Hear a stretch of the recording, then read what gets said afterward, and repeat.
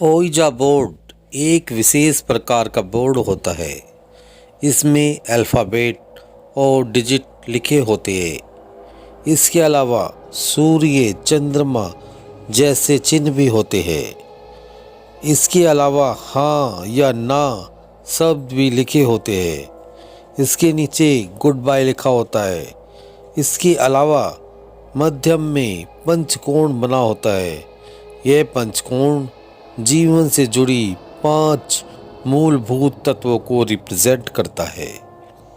इसी ओइजा बोर्ड को नीचे लिखी बातें और भी रोचक बनाती है। बहुत सी बातों की वजह से ओइजा बोर्ड बहुत फेमस है। आत्माओं को बुलाने में इसका इस्तेमाल किया जाता है। बॉलीवुड की फिल्म हो या हॉलीवुड की हॉरर फिल्म, सभी में आत्माओं को बुलाने के लिए ख्वाजा बोर्ड का इस्तेमाल किया जाता है। कुछ लोग एडवेंचर के लिए भी इसका यंत्र का उपयोग करते हैं। भूतों के बारे में तो कई लोग बातें करते हैं, लेकिन उस रहस्यमयी चर्चाओं में ओइजा बोर्ड कहीं खो कर रह जाता है। आज हम उसी ओइजा बोर्ड की बातों पर चर्चा करेंगे। इसमें एक खेल होता है। इस खेल की कुछ बातें होती है। इस खेल के दौरान कोई भी बीच में उठकर नहीं जा सकता।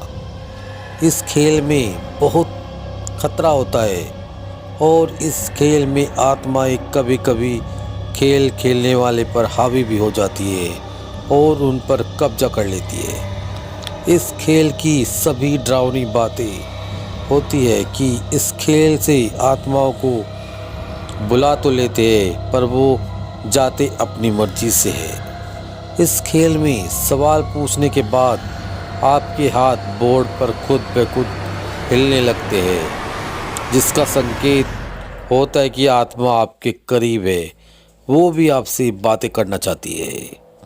ओइजा बोर्ड एक प्रकार का बोर्ड होता है जिस पर कुछ शब्द व संख्याएं लिखी होती है, जैसे ए से जेड तक, 1 से 0 तक, यस और नो, गुड बाय आदि लिखे होते हैं।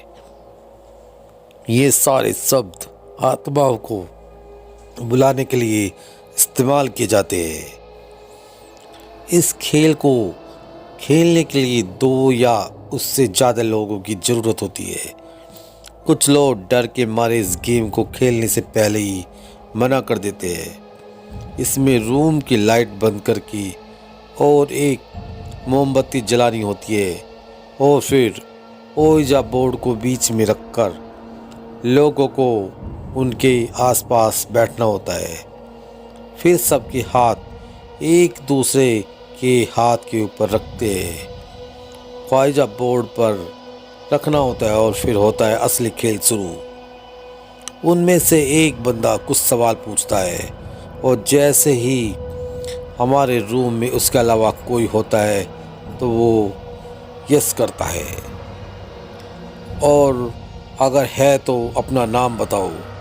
अगर घर में कोई आत्मा होती है तो उन सवालों का उत्तर उसे ओइजा बोर्ड द्वारा देती है। खेल खेलने वाले के हाथ जो ओइजा बोर्ड पर होते हैं वे अपने आप उन अक्षरों के ऊपर हिलने लगते हैं, जिससे उन्हें उस आत्मा का पता चल जाता है और वे इसी तरह के प्रश्न पूछ लेते हैं।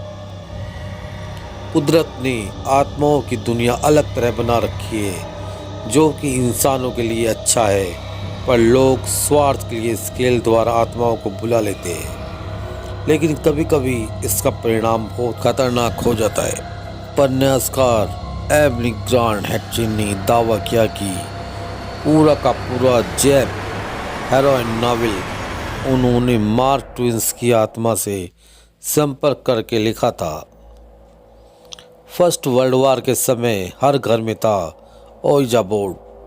1920 में यूएस में 30 लाख से ज़्यादा ओइजा बोर्ड बिके थे। कुछ लोग इसका उपयोग गेम खेलने व कुछ लोग इसे आत्मा को बुलाने के लिए इस्तेमाल में करते थे।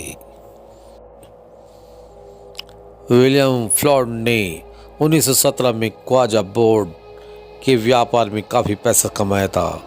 उनका कहना था कि वे अपना काम ओइजा बोर्ड की हेल्प लेकर करते हैं।